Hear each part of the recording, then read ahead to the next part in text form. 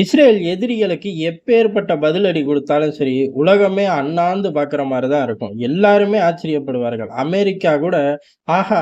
சரியான பயல தான் நம்ம வளர்த்து விட்டுருக்கோம். வச்சு செய்றானே!" அப்படின்னு நெனைக்கிற மாரி தான் ஒவ்வொரு சம்பவத்தையும் இஸ்ரேல் செய்யுது.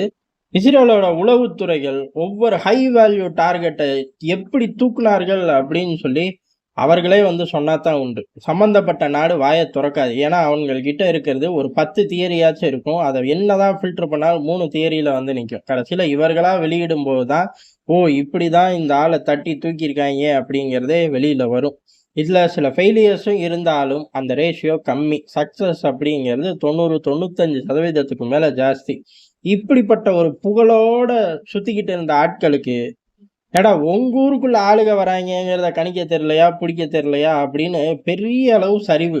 அந்த சரிவ ஒட்டு மொத்தமா தூக்கி நிறுத்துற மாரி ஒரு சம்பவம் தான் லெபனான் சம்பவம் அமைஞ்சு போச்சு. காரணம் என்ன அப்புட்ன்னா, லெபனானோட ஒரு யுத்தத்துக்கு தயாராகிக்கிட்டே இருக்கார்கள். லெபனானோட யுத்தம் அப்படிங்கிறது புதுசு கிடையாது. ஏற்கனவே 2 தாட்டி பண்ணியிருக்க ஆட்கள் தான் லெபனான்ல இருக்கக்கூடிய ஹிஸ்புல்லாவும், இஸ்ரேலும் 2 முறை நேரடி யுத்தத்துல பங்கேற்றிருக்கார்கள். நேரடி யுத்தத்துல இஸ்ரேல் கை ஓங்கியிருக்கு. இஸ்ரேல் ஜெயிச்சிருக்கு. அதுக்கு காரணம் என்ன அப்டின்னா, இஸ்ரேல் அந்த நேரம் எடுத்த ஒரு அதிரடியான முடிவு. இஸ்ரேல் இப்படிதான் நம்ம மேல பாயப்போது அப்படிங்கிறத கணிக்க முடியாத அளவு ஒரு தயார் நிலையோட யுத்தத்த ஆரம்பிச்சது தான். உதாரணத்துக்கு முதல் யுத்தம் அப்படிங்கிறது பெரிய அளவு பீரங்கி படைய வச்சு டார்கெட் பண்ணி சிதறடிச்சார்கள். அடுத்த யுத்தம் அப்படிங்கிறது தரையில இவர்கள் கண்கொத்தி பாம்பா உட்கார்ந்திருக்கும்போது வான்வெளி தாக்குதல் மிகப்பெரிய அளவுல பிரம்மாண்டமா ஒரே நேரத்துல விமானப்படையை தட்டி எழுப்பிட்டு லெபனான சிதறடிச்சுட்டு போயிட்டார்கள். இப்படி எதிர்பாராத போர் யுத்திகளை பயன்படுத்தி தான் 2 யுத்தங்களையும் ஜெயிச்சார்கள். அதே மாரி லெபனான்ல இன்னைக்கு செஞ்ச சம்பவம் அப்படிங்கிறது உலகமே பார்த்து பயப்படுது அப்படின்னே சொல்லலாம். எதிரிகள் பூரா பயப்படுறார்கள். எதிரிகள் இல்லாத ஆட்கள் பூரா, ச்சே! என்ன ஒரு விஷயம் அப்படிங்கிற மாரி தான் பார்க்கிறார்கள். இன்னும் சொல்லப்போனா, அன்னை அமெரிக்காவே சரியான பயல வளர்த்து விட்டுருக்கோமே அப்படின்னு 2 நிமிஷத்துக்கு முன்னாடி பார்த்தது தான் உண்மை. அந்த அளவுக்கு இவர்கள் என்ன பண்ணார்கள் அப்டின்னா, ஊர் பூரா தெரியக்கூடிய விஷயம் தான் பேஜர் தாக்குதல். பேஜர ஒரே நேரத்துல வெடிக்க வச்சது. அந்த ஒரே நேரம் அப்படிங்கிறது வெடிக்க வச்சதே பெரிய விஷயம். ஆனா, இத என்னைக்கோ உள்ளுக்குள்ள கொண்டு போய் சேர்த்துட்டாய்ங்க. அதான் இங்க முக்கியமா பார்க்கப்படுறது. ஹிஸ்புல்லாவ பொறுத்தவரை அவர்களோட தகவல் தொடர்ப பெரிய அளவு கண்காணிச்சிடக் கூடாது அப்படிங்கிறக்காக பேஜர் யூஸ் பண்றார்கள். அந்த பேஜரே இன்னைக்கு வினையா வரும்னு அவனுங்க சத்தியமா நெனச்சு பார்த்திருக்க மாட்டாய்ங்க. காரணம் இருப்பிடம் தெரியக்கூடாது, நம்ம பேசுறது புரியக்கூடாதுங்கிறக்காக யூஸ் பண்ண டிவைஸ வச்சு ஒட்டுமொத்தமா ஆட்களையே தூக்கிட்டாய்ங்க. 1, 2 பேர் கிடையாது. 3000 பேர் அடிபட்டு வெளியேறி இருக்கார்கள். 10 நபர்கள் இறந்தே போயிருக்கார்கள். மொத்தமா அந்த டிவைஸ் அப்படிங்கிறது இப்போதைக்கு ஏஜென்சிகள் வெளியிடுறது 5000 டிவைஸ ஹிஸ்புல்லா வாங்கியிருக்கார்கள். அந்த டிவைஸ்ல தான் வெடிமருந்து வச்சு அனுப்பிச்சிருக்கு இஸ்ரேலோட உளவுத்துறை அப்படிங்கிறது. இஸ்ரேல பொறுத்தவரை வாய் தொறக்கல. எப்பவும் போல வாய் தொறக்கல. வாய் தொறக்காதப்பயே கன்ஃபார்ம் ஆயிப்போச்சு. இந்த பயலுக பண்ணியிருக்காய்ங்கன்னு. ஆனா, இது ஒரு மிகப்பெரிய விஷயம் தான். இதுல ஒரே ஒரு பிரச்சனை என்ன அப்டின்னா, இந்த சிஸ்டம் ஐரோப்பால இருந்து வந்திருக்கு. இந்த ஈரான் ஆகட்டும், ஈரானோட ஆட்கள் 1 டசன் இயக்கம் ஆகட்டும், யாரு கூட ரவுண்ட் த கிளாக் சண்டை போட்டுக்கிட்டு இருக்காய்ங்களோ, அவனுங்க கிட்டயே வரவு செலவு வச்சுக்கக்கூடிய ஒரு கெட்ட பழக்கம் இருக்கு. இப்ராஹிம் ரைசி பயன்படுத்தின சாப்பர் எங்க இருந்துடா வாங்குனீங்க அப்படின்னா, அது அமெரிக்காவோடதுல்ல அப்படின்னு அசால்ட்டா சொல்லி கடந்து போனாய்ங்க. அட பாவிகளா! நீயே வாங்குனியாடா? அப்படின்னு கேட்டா, இல்ல இல்ல நான் விரட்டி விட்டேன்ல மன்னர் ஷா. அவரு வாங்கி வச்சது. ஓ! அவரு வாங்கி வச்சதே இன்னும் நீ மாத்தலையா தம்பி? அப்படிங்கிற மாரி தான் அன்னைக்கு உலகம் ஈரான பார்த்து கேட்டுச்சு. அதே தான் இன்னைக்கு ஹிஸ்புல்லாவுக்கும்.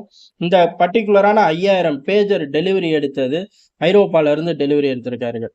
ஐரோப்பால இருந்து டெலிவரி எடுக்கலாமா? அப்படின்னு கேட்டா, எடுக்கக்கூடாது அப்படிங்கிறது பாடகம்.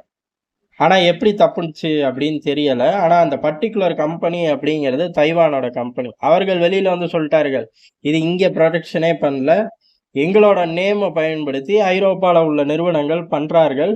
அப்படி பண்ணதுக்கான உரிமைய நாங்க குடுத்துருக்கோம். இது உலகளாவிய இருக்கக்கூடிய வர்த்தக முறைதான்ட்டாங்க. ஆமா, அது உண்மதான். ஆனா, இப்ப லெபனான்ல இருக்க ஹிஸ்புல்லா தான் பார்த்திருக்கணும். இது தைவான்ல இருந்து வருதா? இல்ல ஐரோப்பால இருந்து வருதான்னு. சத்தியமா இந்த டிஃபரன்ஸ் தெரியாம இவர்கள் பர்ச்சேஸ் ஆர்டர ரிலீஸ் பண்ணியிருக்கவோ, வாங்கி இருக்கவோ வாய்ப்பே இல்ல. அப்ப அந்த இடத்துல ஏமாந்துட்டார்கள். சரி, ஐரோப்பால பண்ணுதுங்கிறக்காகவே எல்லா நிறுவனத்தையும் இஸ்ரேலோட உளவுத்துறை எடுத்து பாக்கெட்ல போட்டுக்க முடியாது. அத மீறி பாக்கெட்ல போட்டு அந்த டிவைஸ்க்குள்ள வெடிமருந்தே வச்சிருக்கார்கள். அந்த வெடிமருந்து அப்படிங்கிறது 2 ரீதியில வைக்க முடியும். ஒண்ணு ஃபேக்டரிக்குள்ளேயே புகுந்து இவர்கள் ஆட்களே எல்லாத்தையும் செஞ்சிருக்கார்கள். அப்படி இல்ல அப்படின்னா, ஐரோப்பால இருந்து லெபனானுக்குள்ள வர வழிகள்ல எங்கேயோ அந்த பேக்கேஜ் தட்டி தூக்கப்பட்டிருக்கு. அந்த பேக்கேஜ்ல இவர்கள் வெடிமருந்த நிரப்பி பக்கா பேக்கிங்கோட டெலிவரிக்கு அனுப்பிச்சு வச்சார்களா? இல்ல அந்த பேக்கேஜ அப்படியே தூக்கிட்டு படத்துல வர மாரி, இவர்கள் கொண்டு வந்த பேக்கேஜ உள்ளுக்குள்ள வச்சார்களான்னு தெர்ல. ஆனா, ஒரு பிரம்மாண்டமான உளவு தகவலோட, ஒரு பெரும் திட்டத்தோட இந்த ஆப்பரேஷன் நடந்திருக்கு. இதற்கான முதல் நாள் எப்ப அப்படிங்கிறது தெரியல. பல வருஷத்துக்கு முன்னாடியே செஞ்சு வச்சிருப்பார்களாட்டுக்கு. இன்னைக்கு சமயம் வரவும் ஆக்டிவேட் பண்ணிட்டார்கள். அந்த பர்ட்டிகுலரா வெடிக்கும்போது, அதுல ஒரு மெசேஜ் வருது. அந்த மெசேஜ் ரிசீவ் பண்றது, அதாவது பார்த்து படிக்கிறக்காக எடுக்கும்போது பிளாஸ்ட் ஆகுது. ரொம்ப குறுகிய கால வினாடிகள் தான். அதுக்குள்ளேயே பிளாஸ்ட் ஆகுற டெக்னாலஜிய உள்ள புகுத்தி வச்சிருக்கார்கள். ஏற்கனவே கம்யூனிகேஷன் பண்ண முடியாது. அதுவே நமக்கு டேஞ்சர் அப்படின்னு தான் பேஜருக்கு ஷிஃப்ட் ஆனார்கள். இனி பேஜருக்கும் அடுத்த லெவலுக்கு ஷிஃப்ட் ஆகணும். ஷிஃப்ட் ஆனா மட்டும் தான் தப்பிக்க முடியும். ஆனா இது பூரா எந்த காலகட்டத்துல நடக்குது? ஒரு யுத்தத்தோட நெருக்கத்துல இருக்கார்கள். யுத்தம் நடந்துகிட்டே இருக்கு. அது வெறித்தனமா ஏற்கனவே நடந்த 2 யுத்தங்கள் மாரி 3வது யுத்தமா ட்ரிகர் ஆகக்கூடிய காலகட்டங்கள்ல இப்படி நடந்தது ஹிஸ்புல்லாவுக்கு பேரதிர்ச்சி. ஹிஸ்புல்லாவுக்கே பேரதிர்ச்சி அப்புட்ன்னா, ஈரானுக்கு எப்படி அப்படிங்கிறதா? ஈரானுக்கு வழக்கம் போலவே பெரிய ஒரு இடின்னே சொல்லலாம். காரணம் இந்த 3000 நபர்கள்ல ஈரானோட லெபனான் தூதரும் அடக்கம். இப்ப எப்படி ரியாக்ட் பண்ணுவார்கள்? ஒண்ணும் ரியாக்ட் பண்ண மாட்டாங்க. இவனுங்க ஏற்கனவே குடுத்த ஸ்டேட்மெண்ட் தான். அப்படியே கட் காப்பி பேஸ்ட் பண்ணி இதுக்கும் குடுப்பார்கள். இதுக்கு ஈரானால ரியாக்ட் பண்ண முடியாது. முதல்ல இஸ்ரேலுக்கு எதிரா ரியாக்ட் பண்ணணும் அப்படின்னா, கிரவுண்ட் ஜீரோ லோக்கல்ல கொண்டு வரணும். அது கொண்டு வராம ரியாக்ட் பண்ண முடியாது. பண்ணா ஈரான் மாட்டுன மாரி, இப்ப ஹிஸ்புல்லா மாட்டுன மாரி, இந்த மாரி எதிர்பாராத ஏகப்பட்ட வலைகள அவர்கள் நாட்டுக்குள்ளேயே விரிச்சு வச்சிருக்கார்கள் இஸ்ரேல் உளவுத்துறை. அது சில சமயம் ட்ரிகர் ஆகும்போது, தாங்க முடியாத வலி, வேதனைக்கு இந்த நாடுகள் வந்துருது அப்படிங்கிறது தான் உண்மை. இதனால தான் அவர்கள் பெரிய அளவு ஒரே நேரத்துல எல்லா பக்கமும் யுத்தம் வந்தாலும் எங்கனால நடத்த முடியும் அப்படின்னு சவால் விடுறதுக்கு காரணம், எல்லா நேரங்களும் யுத்தத்தை எதிர்பார்த்து தயார் நிலை அப்படிங்கிறது எல்லைகள்ல மட்டும் கிடையாது. இஸ்ரேலுக்குள்ள மட்டும் கிடையாது. எதிரி நாட்டுக்குள்ளேயும் தயார் நிலையில இருக்கார்கள். இதுதான் இங்க குறிப்பிட்டு பார்க்கணும். அந்த ஒரு பலம் தான், மைலேஜ் தான் இன்னைக்கு இஸ்ரேல யாரும் நெருங்க முடியாத லெவல்ல இருக்கு. அமெரிக்கா கூட நல்ல பயல வளர்த்து விட்டுருக்கோம். இவனை வச்சு மத்திய கிழக்குல இருந்து வளைகுடா வரையும் சாதிக்க வேண்டியது சாதிச்சுக்கலாம்னு நினைக்கிற வரையும் தான் சப்போர்ட் கிடைக்கும். அப்படி நினைக்கிறத காட்டிலும் கூட இருக்கேன் நான் அப்படிங்கிற மாதிரி தான் ஒவ்வொரு நிகழ்வுகளையும் இஸ்ரேல் தொடர்ந்து நடத்திக்கிட்டு இருக்கு.